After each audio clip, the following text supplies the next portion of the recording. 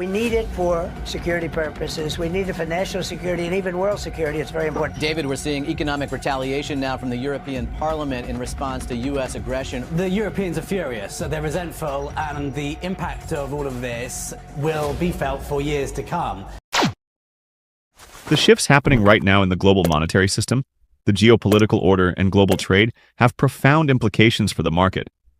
But the vast majority of people are completely misreading what is truly happening in financial markets today. Take a look at this chart. It shows us the U.S. stock market against what's called the U.S. Economic Policy Uncertainty Index.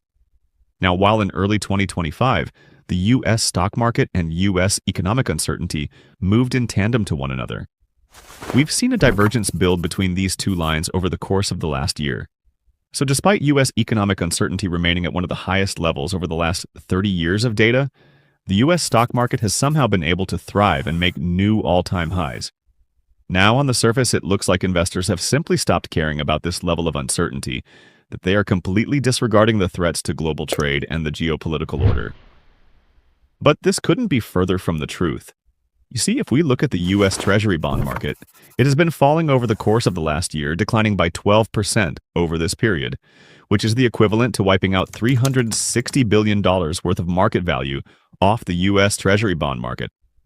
And the same thing can be said about the U.S. dollar index that has also been declining, meaning the U.S. dollar has lost purchasing power relative to other global currencies. Just over the course of the last month, we've seen a record $100 billion of outflows from U.S. money market funds.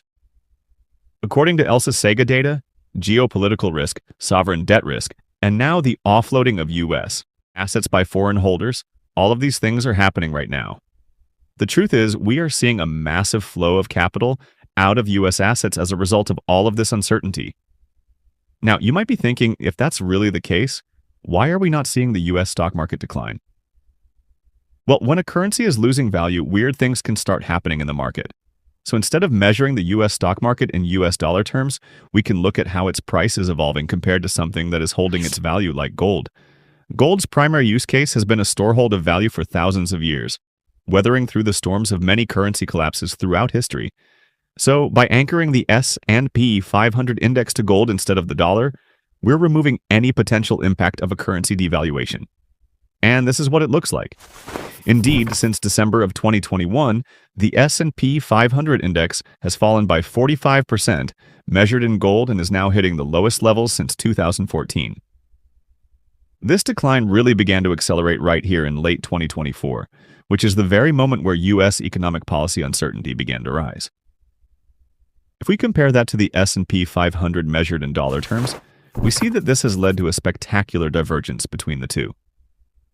The current levels of uncertainty is not leading to a nominal collapse of the S&P 500, but instead a collapse in the real return of the index. So what does this all mean for the actual S&P 500 index right here? Well, it means that investors are flocking away from the stock market, but they're flocking away from the currency at the exact same pace. And this is the element that most people are missing right now. They only see the reason for why investors should be moving away from the U.S. stock market, and concluding that this should necessarily be putting downwards pressure on an index like the S&P 500. But the problem is that the S&P 500 is measured in US dollars, and the dollar is also seeing a record outflow as well. This means that in currency terms, the S&P 500 is stable, or even rising slightly, but in gold terms, it's contracting substantially. Gold has been the best performing asset in 2025. We've been fortunate enough to ride it the entire way through. If you're wondering how we are approaching gold as an investment in 2026, you can watch our 2026 investment strategy report for free in the description below. Now, what does this mean for the S&P 500 index looking forward? For now, we've seen the outflows from the US dollar outweigh the outflows from US equities, which is why the S&P 500 index is making new all-time highs. But the big question is whether all of these concerns are eventually going to lead to a panic in the stock market, like what happened in early 2025, that could lead to a large contraction in the S&P 500 index, even when measured in terms of dollars. At the end of the day, the answer to that question depends on the S&P 500's earnings, and this is what they look like.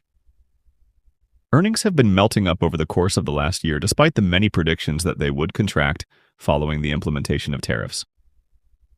Quite the opposite has started to take place. earnings have actually accelerated higher. Now remember, earnings are priced in US dollar terms. This means that earnings are not adjusted for inflation and certainly not adjusted in terms of gold. So if the dollar loses purchasing power, companies don't need to sell more units, gain more market share, or improve their productivity in order to see their earnings rise. This is exactly what is taking place right now. In some ways, this is a loophole in the financial system that the Trump administration is benefiting from, whether that is intentional or not. But this is exactly why we have the stock market at all-time highs, and also why strong earnings could continue to push the market higher. Now, there is a very important nuance. The stock market is not a perfect representation of earnings. We can see that the index swings up and down around earnings, depending primarily on investor sentiment and allocation. Despite very strong earnings throughout 2024 and 2025, the stock market witnessed multiple corrections exceeding 5%. In the short term, a 4 to 5% correction from the all-time high would not surprise us. But just like in April, we do not believe that this will derail the underlying direction of earnings that currently have significant tailwinds pushing them higher. The real consequences from all of this, however, is that outflows from the US are not just going into gold. They're going into foreign markets around the world. It is creating shifts in how capital is being allocated across global financial markets,